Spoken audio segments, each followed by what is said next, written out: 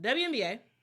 And Mama, let's quickly talk about free agency. So free agency is officially official.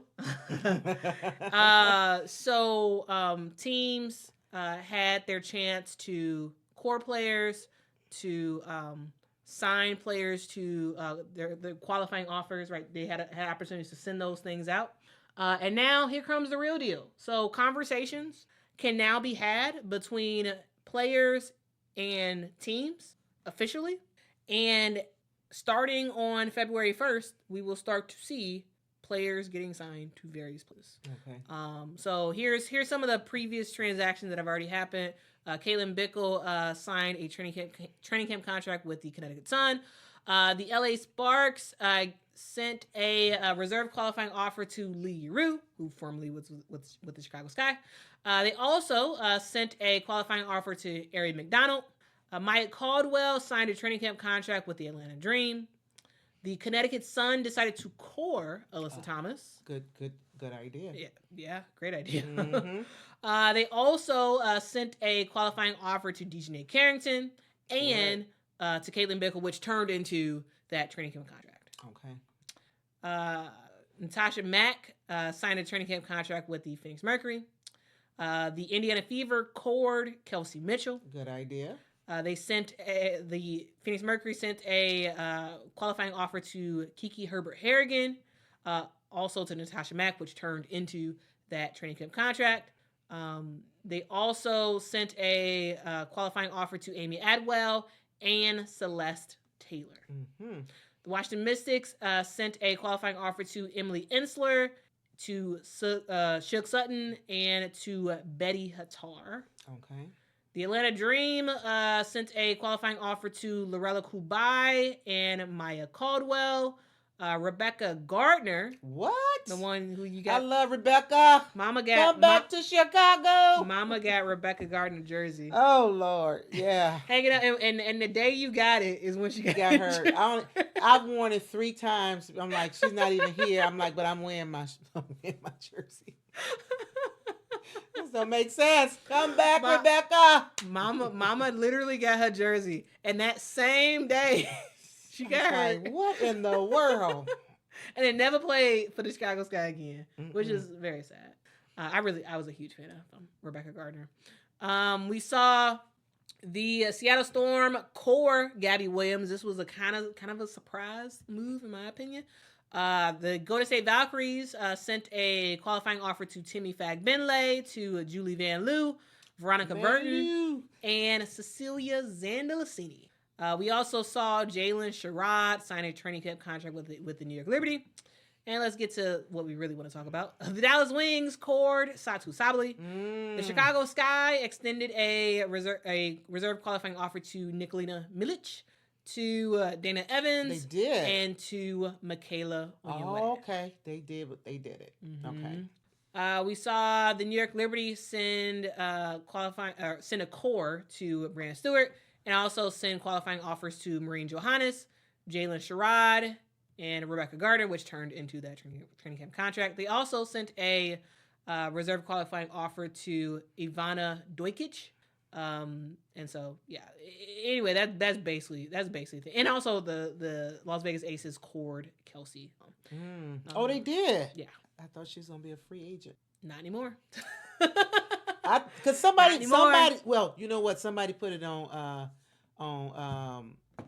I don't know if I saw it on Facebook or where, but they were saying that Kelsey Plum was going to Indiana. Mama, at this point, everybody is going to Indiana. Like, here's the thing. I'm just like, Mama, every single time,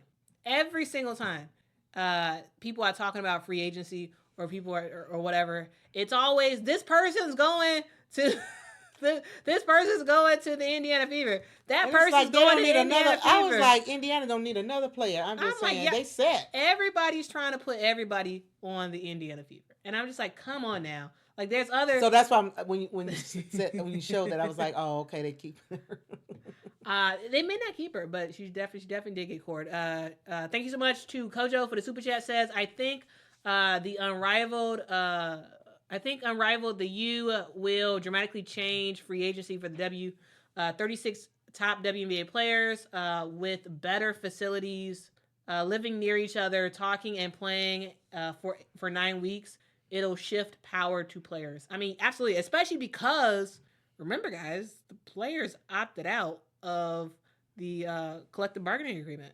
It's up at the end of the 2025 season. Oh, is it? Which means that they're gonna be doing bargaining. They about to get a payday, and also they are gonna negotiate that. Hey, some of these teams got to step it up.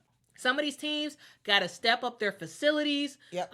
To compete. Because say, players don't want to stand for it. You said Chicago's their team. They're building now for 2026, right? Yes. But you also have a team like the Connecticut Sun who have, as from what's been reported, no real plans to get a good practice facility. They are.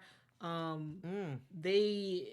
remember there was one practice in particular where they had to like share the space with some like was it a birthday party or something, some sort of thing that was happening, because again they're owned by the tribe.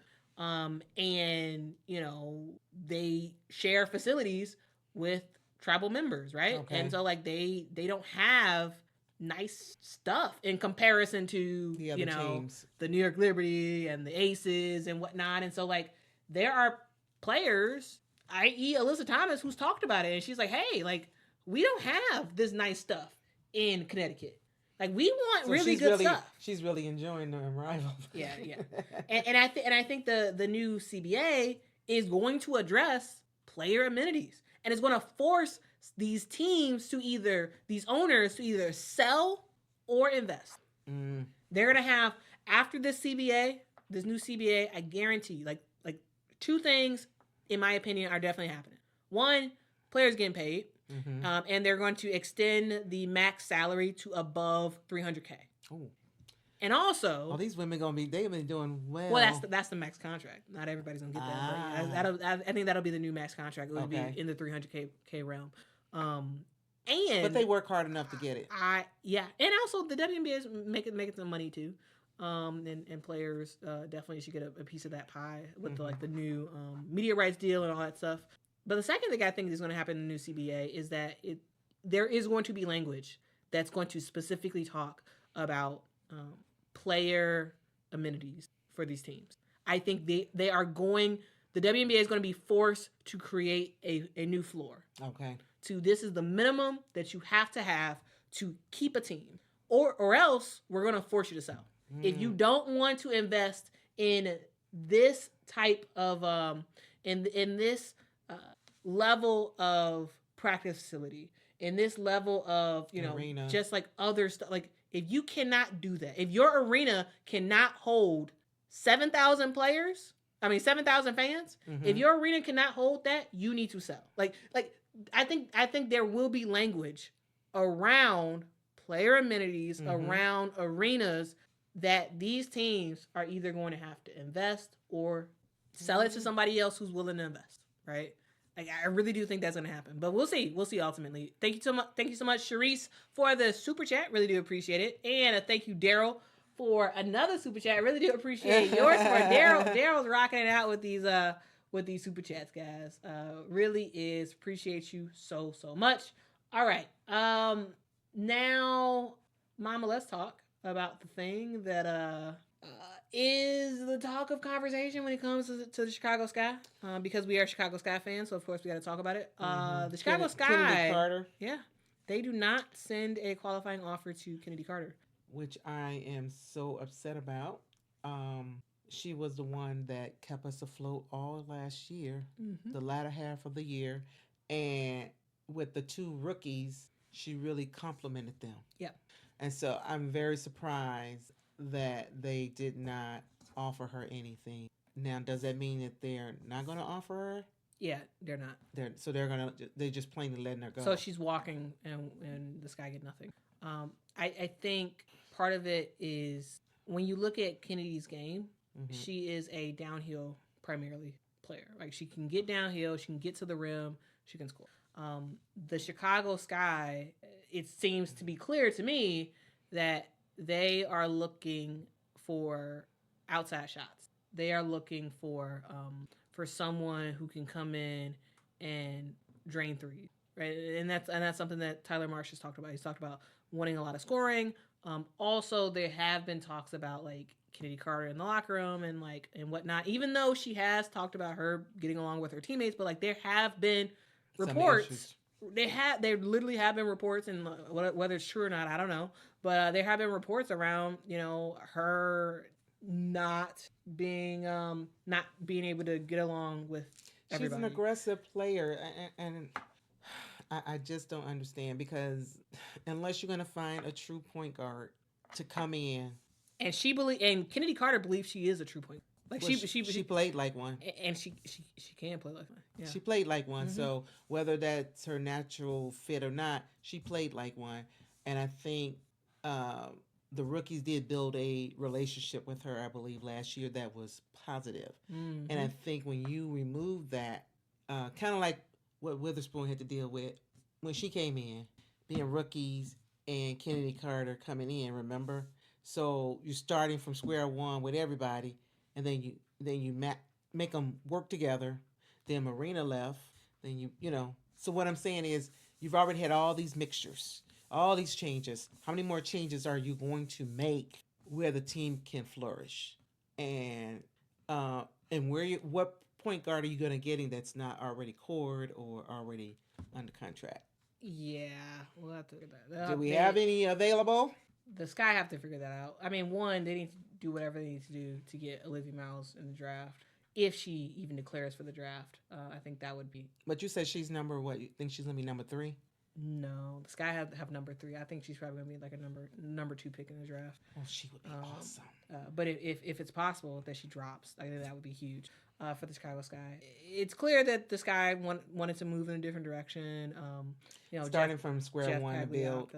Kind of said that. So okay, well that's fine and good, but even in doing that, you have to have your pieces. Yeah, and you got to have you got your big, you got your forward, you got to get your you gotta get your guards under control, and you. Otherwise, we're going to be looking at another losing season. Yeah, you want to give them a chance to at least make it to the playoff.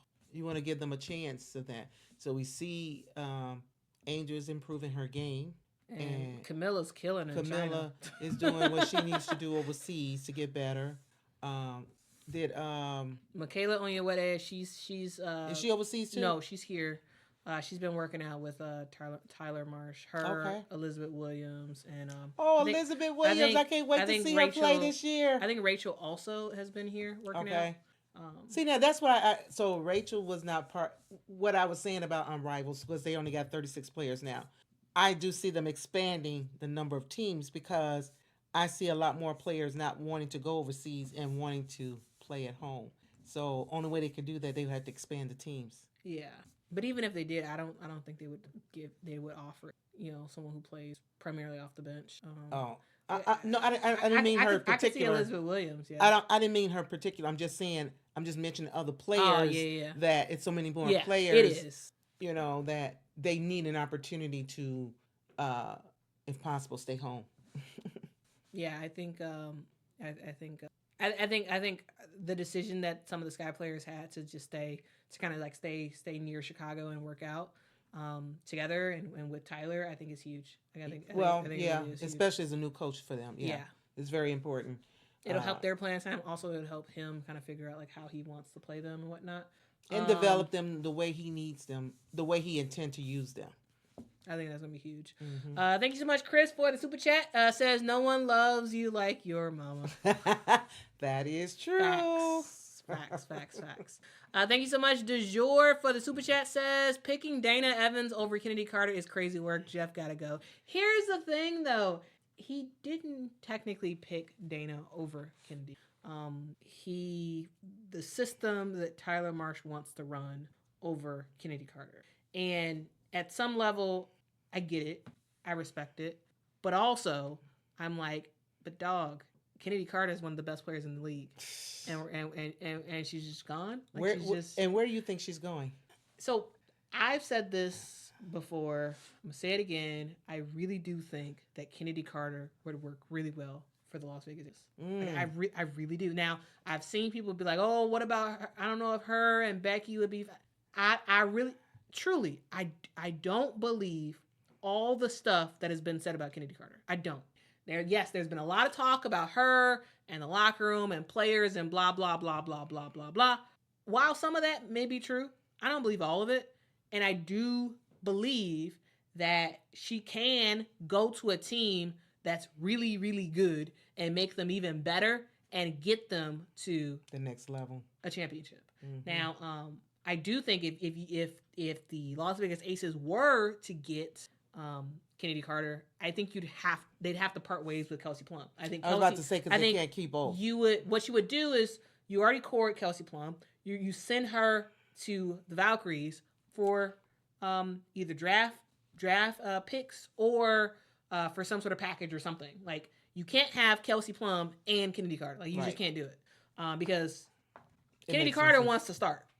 And she's not going to ride the bench. Chennedy Carter is not a player that will be cool with just hanging out on the bench. No, she's not going to ride the bench. But if you send Kelsey Plum packing for some trade assets, for some draft assets, and you pick up Chennedy Carter, I think that could be fire. And Becky would love her. I think she loves that kind really, of player. really well. She loves that type of player that Chennedy is. So I think that would work. I think it'd be fine. Like, I know a lot of people, say what they say or whatever, but like, dude, can you imagine? All the Aces would need is to figure out what to do with that center position.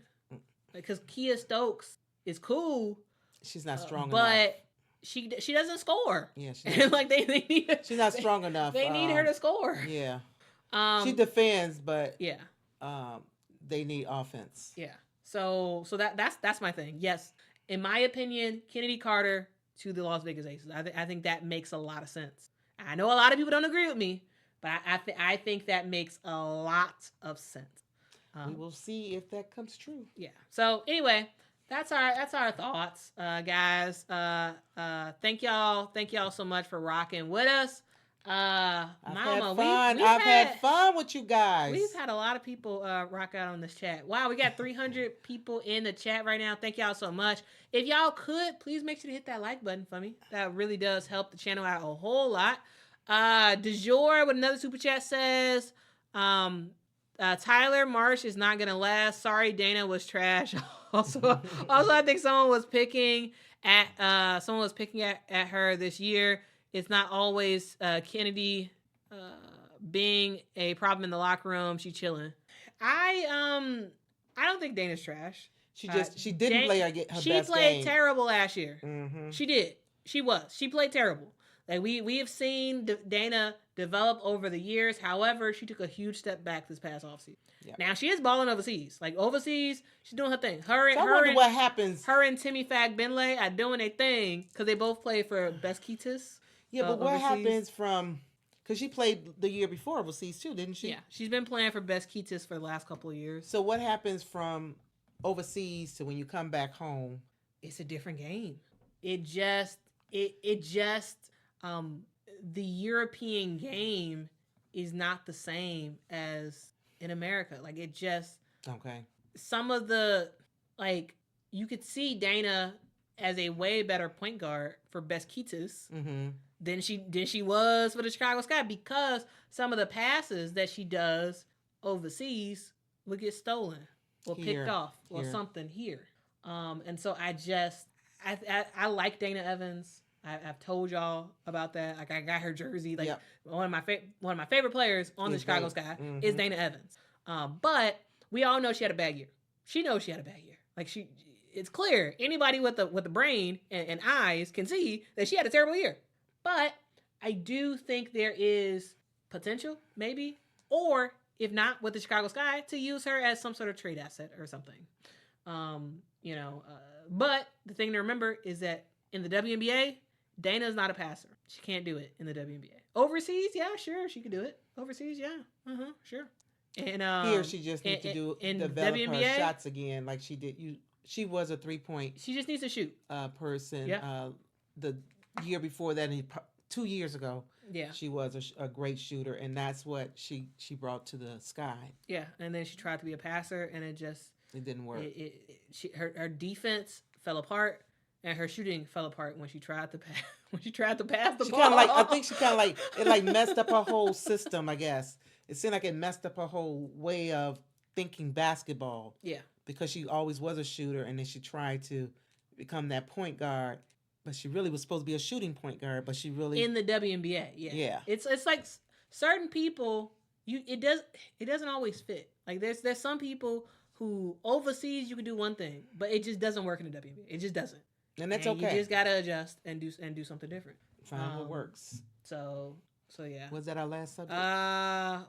Yes, last subject, but we got one more super chat. Okay. Thank you so much, Shamika, for the super chat. Says, what do you think about Flage at the 1? So is she coming out this year? So it does seem more and more likely that she is going to come out and into the draft. So here's the thing, guys. If Flage Johnson enters the draft, I could absolutely see her being the number 1 pick. Like before, I've been talking all about, Paige Becker's been the number 1 pick and all that stuff. But if Flage, like, I think Flage is like a Swiss Army knife player. And I think she just has a crazy amount of upside. Isn't this she has a 5th year if she wanted to stay, right? Well, she's a junior. Oh. Yeah, she's a junior. Oh, so she would come if she come out this year. So she can come out early. So she can stay another year if she wants, or she can go in the WNBA. But if this is Becker's 4th year, right? Or does she have a 5th? It's like her 5th. But she can come back for another season because she was so injured for a long time. Okay. So she can come back technically. I love to see her too. I could see Flage being the number 1 pick. Okay. If she enters the draft, I could absolutely see that. If she does enter the draft, she's number 1. Paige goes to LA for number 2, and the Sky would get Olivia Miles for number 3. Olivia Miles has been a surprise for me. I never, Well, that's because she was out the whole. She didn't play last year. Oh. So last year, all we saw was Hannah. That's why. And you put Olivia with Hannah, and it's even better. Okay. So yeah. So that's why you don't remember her because like, she didn't play last year. I was like, where did she come from? Yeah. She had a great freshman year. Last year she was injured the whole year. Mm-hmm. Now she's back. I think she's one of those players that like. I think a lot of people were like surprised when she first started the season, and like how she was hitting all those threes, and like her and Hannah was playing really well on each other, well with each other. Mm-hmm. But when we saw Hannah went down with injury, she took over. She did take over. She did. I think it was more as like Sonia Citron stepping up and whatnot. But like I think. Well, her game was more highlighted. I'll say that. Yeah, yeah, and I think that it seems clear to me that while Olivia Miles is a really good player, really good point guard, she needs a dynamic scorer with her. She can't do it on her own. She can't. It seems very clear, and that's okay. You can be an elite point guard and still need a scorer with you. And I think that that's something that Tyler Marsh has to have in his mind. Like, okay, well, if you end up drafting Olivia Miles, she needs a shooter. She needs a shooter to pair her up with. And you don't have it right now. And we don't have it. Yeah, we don't. Unfortunately, we don't have it. So yeah. Anyway, we've been talking for a long time, Mama. How long have we been talking? Almost 2 hours. Wow, that's crazy. Yeah, that's a long time. That's crazy. Guys, I think we are going to wrap it up. Thank y'all so much for rocking with us. Guys, remember, Game of the Year happening on Thursday. LSU versus South Carolina, guys. I'm excited about it. I really am. So I will be doing a live play-by-play for that game. It should be pretty awesome. I'm excited. I really am excited because LSU so far is undefeated this year, and we all know South Carolina lost to to UCLA earlier this year. I don't see them losing on Thursday. I think South Carolina's not gonna lose? No, I don't think so. No. LSU is about to get a rude awakening Well, as what one of the commentators said, Woo. they haven't played the better teams They yet, haven't, and that's South why Carolina they has. undefeated. Yep. Yeah, that's why they undefeated, and that makes sense. They're gonna step up their game, but I still think South Carolina is gonna beat them. Yeah, I think it's gonna be close. It's But, gonna be a fun game. It's gonna be really fun. It's gonna be a fun But game. South Carolina, I think they got it. Mm-hmm. South Carolina got it. But definitely game of the year until we see South Carolina versus UConn, which is gonna happen. We got some real good games coming up, y'all. So it's about to be fun, y'all. Oh, did you hear, Mama? Dawn Staley. Yes, is her now new contract. Yeah, I heard it, she getting that money, and she's worked hard for it. She has. Oh, we got another super chat. Oh, Okay. okay. All right. So after the super chat, we gonna hop off. All right.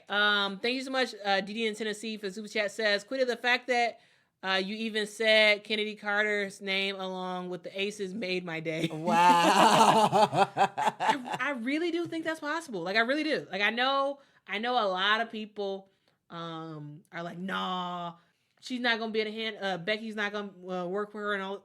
I see it happen. Becky can't Like handle it. I really do think that some of this Chennedy Carter stuff is overblown. Mm-hmm. I don't think it's like that. Now, I do think that there is something to what people are saying. However, I don't think it's been blown out of proportion. Yeah, and so she is an aggressive person. And here's the thing: you see it on the court, and you want an aggressive person on the court. But here's the thing: if she was a dude in the NBA, nobody would say anything. Nobody would bat an eye. It's not an issue. It's only an issue because she's a woman. Because she's a female and she's in the WNBA, and WNBA is very like people have expectations of players acting a certain way, and it's like, nah, dude, like she's a baller. She's gonna get after you, mm-hmm. you know, and she's just gonna handle her business. She's gonna say whatever she wants to say. She's gonna move on, and you know, it's Kennedy. not like. Again, I love her. If she was in the NBA, no one would bat an eye. Who else? Nobody would care. I used to always say, what is her name? Short. She's on one of the teams. She was on the Suns and Courtney Williams. Courtney. I love Courtney Williams, y'all. I love that girl's play. When she played against us here in Chicago, I didn't like her, and then I didn't like her because she was playing against us. When she came over to our team, I was like, "Go, Courtney!" Yeah, I was one of the loudest people shouting her name because that girl can play too. Yeah, she's very aggressive. Yeah, so those two you see very aggressive in a different way than other people are aggressive. Yeah, I don't know of any other ones. Alyssa Thomas. Oh, that's true, Alyssa. But she does it so smoothly, though. She does it in a smooth way. She's still aggressive, but if you are not on Alyssa Thomas's team, like if you're not a fan of her team, you can't stand Alyssa Thomas. I know because she's just she's great. Ugh. But she is aggressive. Sometimes I'm just like, Alyssa, can somebody please stop her? Leave our team alone. Leave our players alone. Isn't that what we said? I tell you this: if Alyssa Thomas ever joined the Chicago Sky, oh my goodness, I would be the biggest Alyssa Thomas fan because she's so good. She is. But you can't stand. You still a fan. You can't stand going against her. When she playing against you, you don't like it. Yeah. But you love her as a competitor. She's a competitor to her heart, and that's what the game needs to become about. Mm-hmm. These women got to come up, and I'm hoping that Unrivaled does that for a lot of them. That's kind of like lollygagging a little bit. Look, there ain't no lollygagging here. This is about winning. Do you want to play or not play? Yeah. Okay. That's facts. And with that, we are going to end the stream. Thank y'all so much for rocking with us. Hit that like, hit that subscribe on y'all way out, and show Mama some love in the comments so she can come back. Thank you all for joining us. I have had fun. All right, see you guys.